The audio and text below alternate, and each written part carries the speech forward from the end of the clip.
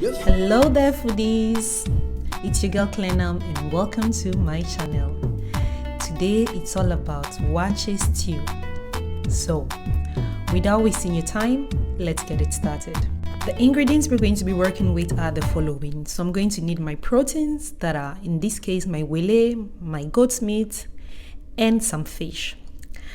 Then I'm going to need some tomato paste, a mixture of black peppercorn and some cloves, 4 medium size of onion, some garlic plus some ginger, stock cube, bay leaves, curry, aniseed, habanero pepper or scotch bonnet pepper, and some fresh tomatoes.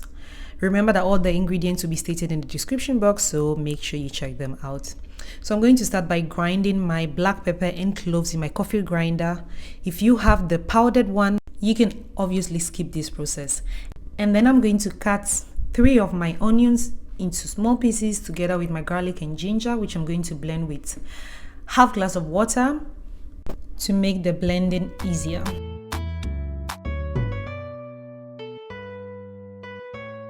Done with that, it's now time to season my already washed fish, to which I'm going to add some curry, stock cube, and you remember the black peppercorn and the cloves that I grinded. I'm going to share that into 3 parts, and I'm going to add 1/3 to the fish, and then later I'm going to add 1/3 to my meats and 1/3 to the stew. You see that later on. So as you can see, I added some salt. I'm just going to mix everything together, cover this up and let it season while I proceed with the rest of the cooking. And my next step is going to be to steam my meat. So I'm just going to grab a pan, throw my goat's meat and my wele in there, and add all my spices, starting from 1/3 of the blended cloves and black pepper. And then I'm going to add about 2 tablespoons of the blended mix of garlic, ginger and onion. Then I'm going to add some water, my stock cube, curry, aniseed, after which I'm just going to cover and let it cook.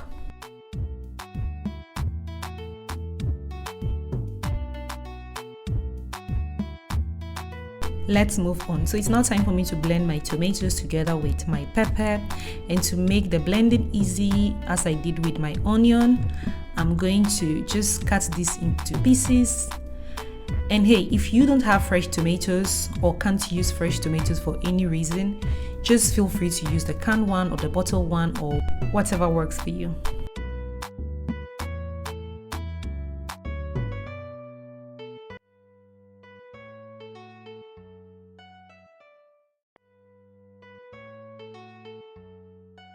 Done with the chopping, cutting and blending, it's now time to fry, and I'm going to start by adding the 4th onion that I chopped. And to this I'm going to also add the rest of the blended mix of onion, garlic and ginger. And what I'm going to do is to stir everything on a medium to low heat until every liquid is evaporated, as you can see in the video. And then I'm going to add my fresh tomatoes plus pepper that we blended earlier on, followed by my tomato paste.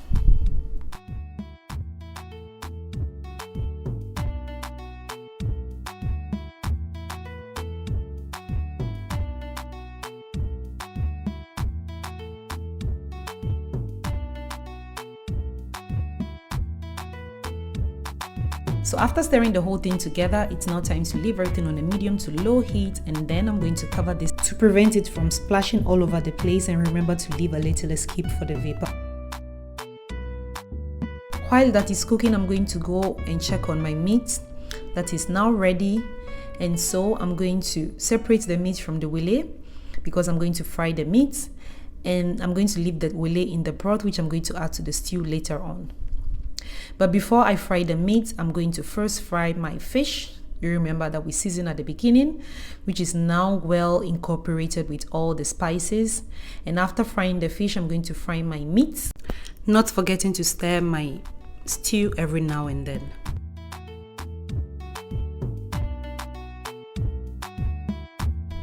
When my stew is well fried and the liquid is well absorbed, I'm going to add my stock that we had earlier from steaming the meat together with the wele. And then I'm going to stir and check the level of spices. So if you want to add more curry or other things, this is the moment for it.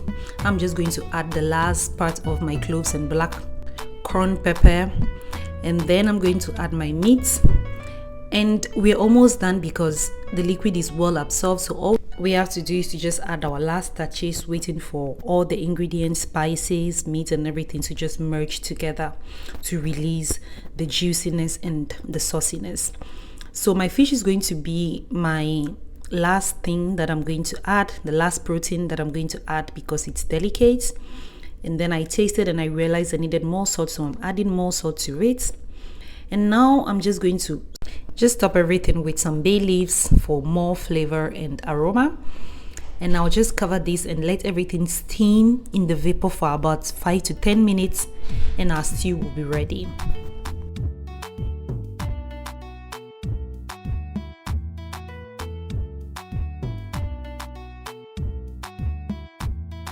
So I actually decided that I wanted a full Ghanaian waakye experience, so I added some eggs, which are optional. So if you want to, you can do the same, or else just do you.